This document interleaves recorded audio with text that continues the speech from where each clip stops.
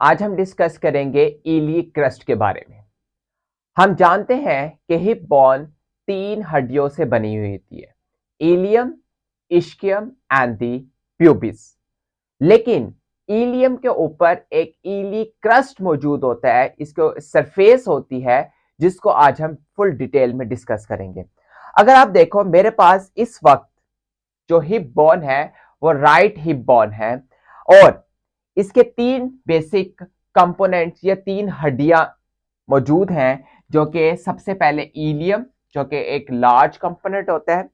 हमारे पास इसके साइड पर एक प्यूबिस है और इसके साइड पर एक इस्कियम है। तो ये 3 बेसिक हड्डियां जो है वो हिप बोन को बनाती हैं। अगर आप देखो इलियम के ऊपर, सबसे ऊपर डार्क रेड के एरिया में ये एक क्रस्ट होती है, सरफेस होती है, जिसको हम नाम कहते हैं इली क्रस्ट, इलियक क्रस्ट कहते हैं या सरफेस कहते हैं, इलियक सरफेस। अब इस सरफेस की 2 साइड्स हैं, एक एंटीरियर साइड है और दूसरी पोस्टीरियर साइड है। अब दोबारा से मैं आपको जल्दी से क्विक रिवाइज करवा देता हूं कि हमारे पास डिफरेंट जो है वो सरफेसेस होती है, और इसको याद रखने का जो तरीका है मैंने आपको बताया था, बॉक्स से हम इसको याद करेंगे। बॉक्स की जो फ्रंट साइड होती है वो एंटीरियर होती है, और इसकी जो बैक साइड होगी वो पोस्टीरियर होगी। इसी तरह ऊपर वाली सुपीरियर होगी, ऊपर वाली साइड, और नीचे वाली क्या होगी, इंफीरियर होगी। ठीक है। जो बॉडी के सेंटर वाली तरफ जो चीज होती है उसको हम क्या कहते हैं, मीडियल, और उसके ऑपोजिट जो होती है वो क्या होती है, लेटरल। तो ये बेसिकली बॉक्स की 6 साइड्स होती हैं, जिसको हम डिफरेंट नाम दे देते हैं, anterior, posterior, superior, inferior, medial and the lateral. Similarly हमारी बॉडी में भी इसी तरह ही साइड्स होती हैं। अब इस अगर मैं हिप बोन की साइड्स को डिसाइड करूं तो ये मेरे पास है एंटीरियर साइड और ये मेरे पास है पोस्टीरियर साइड। अब आप देखो जो इलियक क्रस्ट है वो अगर मैं इंटीरियर साइड से बात करूं तो ये स्टार्ट होता है यहां से, इंटीरियर साइड से एक स्पाइन बना हुआ है, एक नोक बनी हुई है यहां पर इलियक क्रस्ट की। इसको मैं नाम दे देता हूं anterior, anterior superior iliac spine. इसका क्या नाम दे दिया, ASIS। इस कॉर्नर को, इस नोक को स्पाइन कहते हैं। इलियक क्रस्ट एंटीरियर साइड पर है, इसी वजह से इसको एंटीरियर कह दिया। प्यूपिस और इस्कियम के ये ऊपर है, तो इस वजह से इसको सुपीरियर कह दिया। Anterior superior iliac spine, ASIS इसको नाम दे दिया। सिमिलरली जो पोस्टीरियर साइड पर एक और नोक निकली होती है इस इलियक क्रस्ट की, इसको मैं नाम दे देता हूं पोस्टीरियर। बैक साइड पर है तो इसको क्या नाम दे दिया, पोस्टीरियर। अब चूंकि ये ऊपर की तरफ है दूसरों की निस्बत, तो इसको क्या नाम दे देता हूं, पोस्टीरियर सुपीरियर। बाकी उसी तरह इलियक स्पाइन, तो इसका क्या नाम हो गया, PSIS। सो मेरे पास 2 स्पाइन हो गई, एक एंटीरियर साइड पर जिसका नाम है ASIS, और एक जो है मेरे पास पोस्टीरियर साइड पर, उसका नाम दे दिया PSIS। इसके दरमियान में जितना भी एरिया होता है इसको कहते हैं इलियक क्रस्ट, जो कि इलियम बोन के ऊपर पाई जाती है। अब आप देखो यहां पर इस पे 2 उभार जो है वो मोस्ट कॉमनली है, यहां पर एक यहां उभार आता है और एक यहां उभार है। ठीक है। जो सबसे टॉप साइड पर होता है इसको कहते हैं, ये हाईएस्ट पॉइंट है इलियक क्रस्ट का। इस पॉइंट को क्या कहते हैं, ये जो है इलियक क्रस्ट का हाईएस्ट पॉइंट है, हाईएस्ट पॉइंट। लेकिन अब अगर हम डिसाइड करें ये जो हाईएस्ट पॉइंट है ये हमारी बॉडी में कितना ऊपर होता है, तो इसको डिसाइड करने के लिए मैं आपको बता देता हूं, ये तकरीबन जो है वो हमारे पास बैकबोन होती है, लंबर रीजन। ठीक है। L3 और L4 के दरमियान में तकरीबन ये लाई करता है, highest point of the iliac crust. ये मोस्ट इंपॉर्टेंट है। अच्छा, एक ये पॉइंट है, एक जो ये उभार आ रहा है इसको हम कहते हैं इलियक ट्यूबरकल। अब यहां पर मोस्ट इंपॉर्टेंट, अब जो हमारे पास जो इलियक क्रस्ट है वो दो हिस्सों में डिवाइड हो गया, ASIS और इसके दरमियान में जो फासला है ये, और इलियक ट्यूबरकल से जो है वो पोस्टीरियर सुपीरियर इलियक स्पाइन से, ये बेसिकली हम इसको मेजर डिवीजन में इस तरह डिवाइड करते हैं, इस तरह, यहां से ये वाला हिस्सा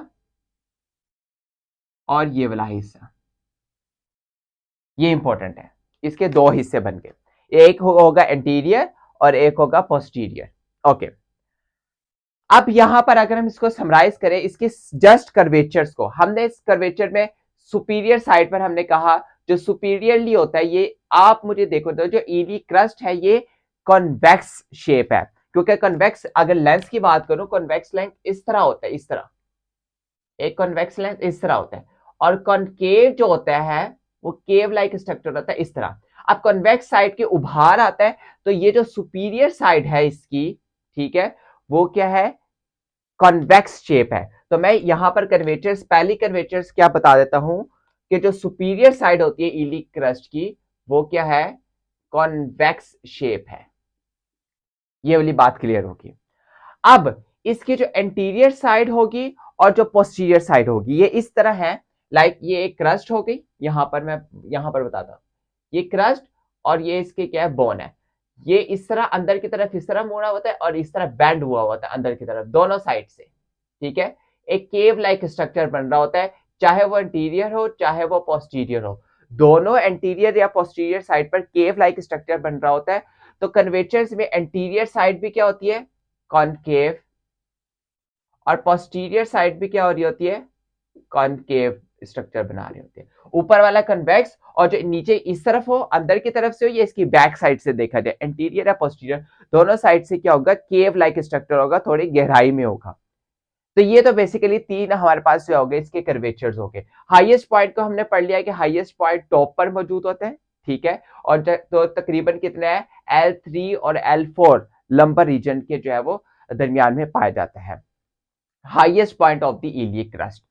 अब इसके एंड्स जो हमने डिस्कस किए वो दो एंड्स डिस्कस किए, एंटीरियर सुपीरियर इलियक स्पाइन और पोस्टीरियर सुपीरियर इलियक स्पाइन। तो कौन कौन से, एंटीरियर सुपीरियर इलियक स्पाइन और पोस्टीरियर सुपीरियर इलियक स्पाइन, ये दो बेसिकली जो है ये एंड्स होते हैं इलियक क्रस्ट के।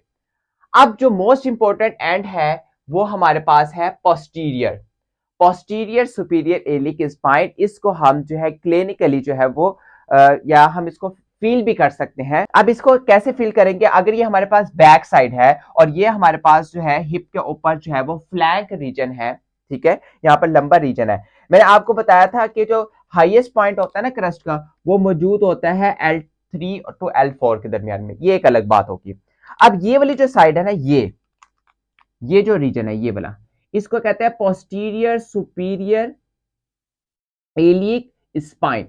ये जो होता है ये तकरीबन S2 के लेवल पर मौजूद होता है, कहां मौजूद होता है, S2 सैक्रम रीजन में। एक लंबर के बाद क्या होता है, सैक्रम, सैक्रम के पास कॉक्सिक, तो S2 के रीजन पे क्या मौजूद होता है, posterior superior iliac spine centre से, और ये तकरीबन 5 सेंटीमीटर, अगर हम सेंटर से रीढ़ की हड्डी से तकरीबन 5 सेंटीमीटर दूर मौजूद होता है, और जहां से हम जो है वो बोन मैरो भी निकालते हैं इसको क्लिनिकली। तो कितना इंपॉर्टेंट है हमारे पास इसको क्लिनिकली भी चेक करना कि जो रीढ़ की हड्डी होगी उसका S2 लेवल पर 5 सेंटीमीटर दोनों लेटरल साइड पर अगर आप जाओ तो आपके पास क्या मिलेगी, पोस्टीरियर सुपीरियर इलियक स्पाइन मौजूद होगा, ठीक है, ये इंपॉर्टेंट बात है।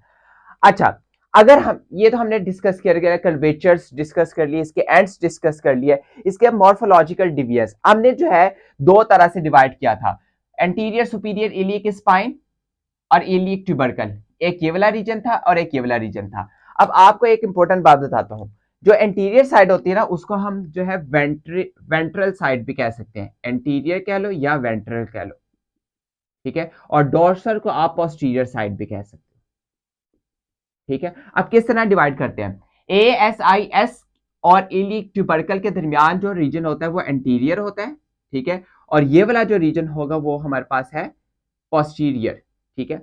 अब देखने में ऐसा लग रहा है एंटीरियर साइड छोटा है और पोस्टीरियर बड़ा है, लेकिन ऐसा बिल्कुल हरगिज भी नहीं है। ये बेसिकली पॉइंट मौजूद होता है, ट्यूबरकल का जो पॉइंट्स होता है वो इस तरह मौजूद होता है। अगर ये हिप की बोन है, ये जो है हमारे पास सैक्रम और कॉक्सिक है और ये पूरा पेल्विक कैविटी है, तो यहाँ पर क्या मौजूद होते हैं, ट्यूबरकल मौजूद होता है, ट्यूबरकल मौजूद होता है, ठीक है। और यहाँ पर जो है हमारे पास तकरीबन यहाँ पे anterior anterior superior iliac spine मौजूद होता है। तो ये फासला जो है वो एंटीरियर वाला ज्यादा होता है और जो पोस्टीरियर वाला रीजन होता है वो क्या होता है, कम होता है। तो हम इसको इस तरह डिवाइड करते हैं, अगर हम पूरे इलियक क्रस्ट को 3 हिस्सों में डिवाइड कर दें तो 2 हिस्से एंटीरियर के बनते हैं और एक हिस्सा जो है वो पोस्टीरियर का बनता है। 2 हिस्से 2/3 जो है वो इंटीरियर के होगा और एक हिस्सा कितना होगा, पूरा इलियक क्रस्ट को 3 हिस्सों में डिवाइड करो तो 2 हिस्से इंटीरियर के होंगे और एक हिस्सा जो होगा वो पोस्टीरियर का होगा। अच्छा, अब जो इंटीरियर साइड पे कुछ बातें आपने याद रखनी है। अब जो ऊपर वाली साइड होती है, ये ऊपर वाली साइड, एक ये है और एक नीचे वाली साइड है, ये 2 साइड होगी। ऊपर जो मौजूद होता है उसको आउटर लिप कहते हैं, ठीक है, और जो नीचे वाली होती है उसको क्या कहते हैं, इनर लिप। और इसके सेंटर में जो रीजन होता है उसको इंटरमीडिएट रीजन कहते हैं, इसकी जो थिकनेस होती है। तो बेसिकली जो एंटीरियर साइड होती है उसमें आउटर लिप हो सकता है, ठीक है, इनर लिप हो सकता है, बाउंड्री को बेसिकली कह रहे हैं, और क्या हो रहता है, इंटरमीडिएट रीजन होता है इसमें, या एरिया मौजूद होता है, ठीक है। तो इस तरह हम इसको एंटीरियर साइड को क्या है आगे फर्दर कैटेगराइज करते हैं। अब ये जो बैक साइड पर होता है ये सिंपल, कोई इतना थिकनेस नहीं होती, ये सिंपल एक स्ट्रेट जो है वो लीनियर फॉर्म में होता है। ये क्या होता है, थोड़ा थिक होता है, यहाँ पर क्या होता है, लीनियर फॉर्म होती है। तो इस वजह से हम इसको स्लोप के अकॉर्डिंग डिवाइड करते हैं। जो पोस्टीरियर साइड होती है इसको हम स्लोप के अकॉर्डिंग डिवाइड करेंगे, ठीक है। इसकी 2 स्लोप्स बनती हैं, एक लैटरल लैटरल और एक कौन सी होती है, मीडियल, ठीक है। जो लैटरल होती है वो बाहर साइड पर होती है, बाहर की साइड पर, ठीक है। जो लैटरल होती है वो क्या होती है, आउटर, और जो मीडियल होती है वो क्या होती है, इनर, ठीक है। ये क्या होगी, आउटर मतलब जो है पेल्विक कैविटी से बाहर की बात कर रहे हैं, लैटरल, और जो अंदर की साइड पर हम बात कर रहे हैं वो मीडियल बात कर रहे हैं, ठीक है। तो ये वाला पोस्टीरियर जो ये वाला साइड होती है ये क्या होती है, लीनियर होती है, थिक नहीं होती, इसका बेसिकली रिज नहीं होती एज कंपेयर टू, आगे वाली साइड पर रिज ज्यादा होती है as compare to the posterior side. तो ये बेसिकली मॉर्फोलॉजिकल डिविजन हम इस तरह करते हैं, वेंट्रल एंटीरियर साइड जो कि 2/3 होता है, डोर्सल पोस्टीरियर जो कि 1/3 होता है। इसको हम 3 रीजन में करते हैं, आउटर लिप, इनर लिप और उसमें इंटरमीडिएट एरिया, और इसको लेटरल और मीडियल साइड के अकॉर्डिंग जो है वो डिवाइड करते हैं। तो ये आज हमने पढ़ा है इलियक क्रस्ट के बारे में।